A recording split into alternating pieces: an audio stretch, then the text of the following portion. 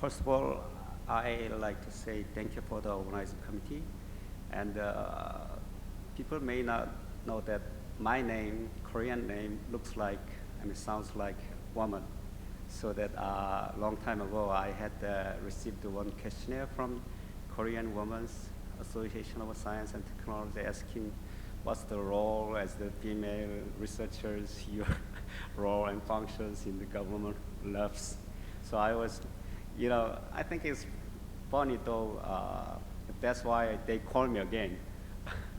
And my topic is not really about how to say that gender equality or gender respect, but currently I'm working on the science and technology overseas development program of Korea, and during my work process, I have realized that there is really something we have to care about the gender, especially women and the children, for that ODA work to success. Okay, let's go for my presentation. I like to be short as possible. First, I like to talk about the definition of STI, Official Development Assistance. And secondly, I like to talk about what's the issues in those works. And finally, the conclusion and some discussions. STEPI is the organization which is dealing with S&T policy studies of Korea. And in the STEPI, we have recently established the International Innovation Cooperation Center to work with other developing countries. In the STI official development assistance, we can define in those categories why, what's the objective areas, process, and stakeholders. Sometimes the STI ODA occurs because of the political or diplomatic objectives. Some think that it's the national prestige, humanitarian purposes, and some people argue that rather we have to focus on more on industrial or business areas, so that like a technology transfer or sometimes building S&T infrastructures, for example, research institute, S&T universities, S&T parks, or some development of local S&T capacities. But however, it has much effect, much social economic effect in the long term. It helps the industrial development of developing countries, as well as it brings social changes. This is important. This is often neglected, but it certainly brings social changes. For example, let me give you one example. It's not really happening in developing countries, but I still remember when my mother had the first, washing machine and also rice cooker. She suddenly started having more freedom and go out to meet her friend and come back late, though. So technology is very much related with the everyday life, especially the women and the children who are very much engaged in daily routines. So in the STEPI, and also in my opinion, we have differentiated the STI ODA as according to the innovation value chains. The one area is the STI ODA for S&T and the innovation. For example, we can help the developing countries for innovation policies, or we can help them to set up national industrial R&D programs, or we can even help technology transfers. In the meantime, we can also help them to make some public research institute, S&T universities, STI parks, and even venture capitals. There is STI ODA for industry. For example, typically developing countries need the technology in the area of textile, energy, food, IT and communication, environment. Those are much more related with the industrial development. There is another area for society: health, public administration, water, education, housing and city, culture, it all needs some sort of technological component. But the thing is that STI ODA is quite unique because it's cross-cutting. It's not just water, energy, but you have to think about the culture, also industry. And you know that STI, especially the innovation process, is very much complex. It needs some society point. And the STI activities, often you cannot really see that whether it's happening or not, because it has so much intangible characteristics in it. And it needs longer period to get result. But I would say that it has huge, substantial result. So there are some gaps because the developing countries, they have many problems. For example, low capacity for S&T policy planning, brain drain problems, low consideration for demand side of industry, all these typical things. What about the donor countries? For example, also Korea. There are many actors who volunteers to help the developing countries, but they are not much more harmonized, and they don't know how to approach. Some people just think about argue all the time appropriate technologies. But other than appropriate technologies, maybe we need some sort of different capacity building for the S&T policy, capacity building in the government level. Without those things, that all the assistance will not be really work well.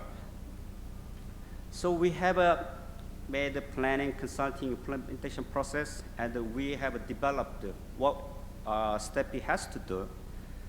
But I like to emphasize that even we can define STI ODA in those classifications. There are so many agencies and the stakeholders are involved. So it's quite difficult. For example, UN agents, World Bank, regional network, sometimes they don't really understand what the technology means. Because did anybody hear about the technology bank idea of the United Nations? Yeah, really, I was quite impressed because they said that technology bank, or technology is one of the agenda. Secondly, technology cannot be just transferred or utilized as you just draw money from the bank. You have to have some packaged systems. So it requires different approaches. Then why gender matters in STI ODA? Because, well, we can classify it. Women can participate in creating the knowledges, STI knowledges.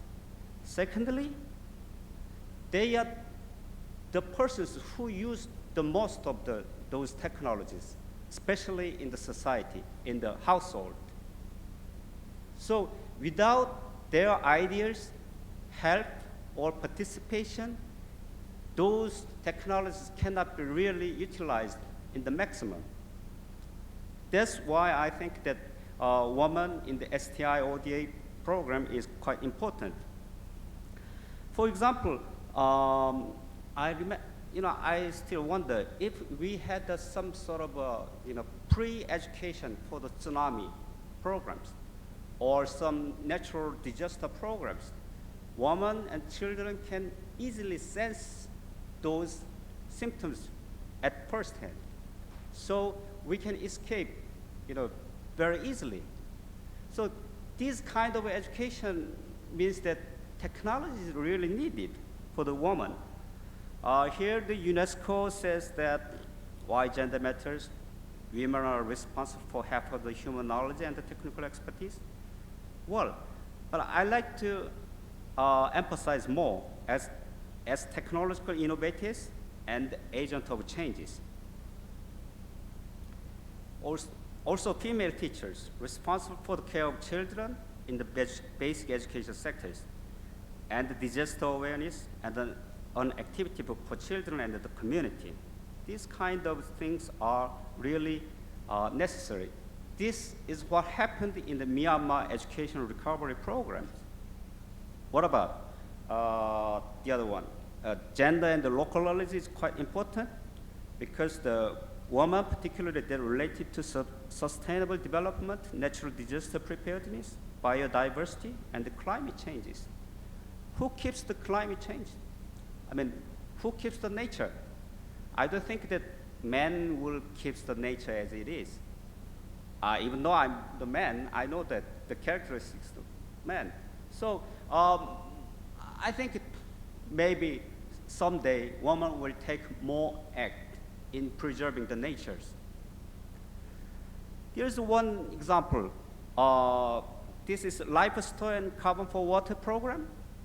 And they educated the woman how to use the life straw. And you can have the clean water. Also, there is some public partnership. When they are using those life straw programs, they get the mileage for the, I don't know, green mileage, so that the companies can earn money from the, green climate fund, things like that. What about this? Oh, this is same one. What about this? They have a Bushlight India project. Here also you have one of the success point is that teaching the woman in the village. This is one thing. So in doing STI ODA program, we have to think very holistically. So I'd like to finally conclude. Which area does need more participation of women in the STI processes? We can think two. One is STI knowledge creation, the other is use. And also we can think of education and training. I know that some of you are emphasizing more on the knowledge creation, but from my experience, I think also that equally we have to put emphasis on the STI use in the developing countries.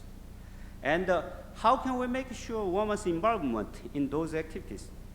First, of course, funding and the project development.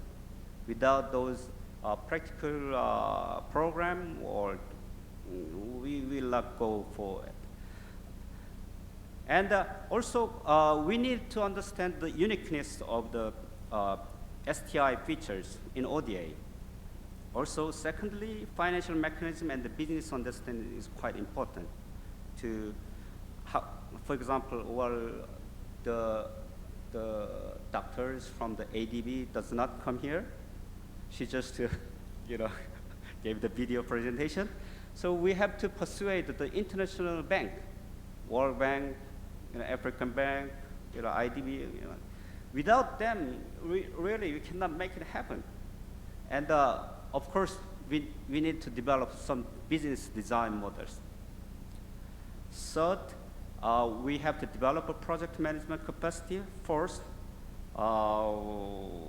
we have to, I had some impression that we had to really consider the gender issue in STI ODA program. That's my conclusion.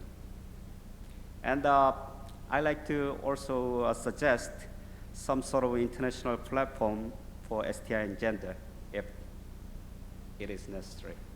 Thank you.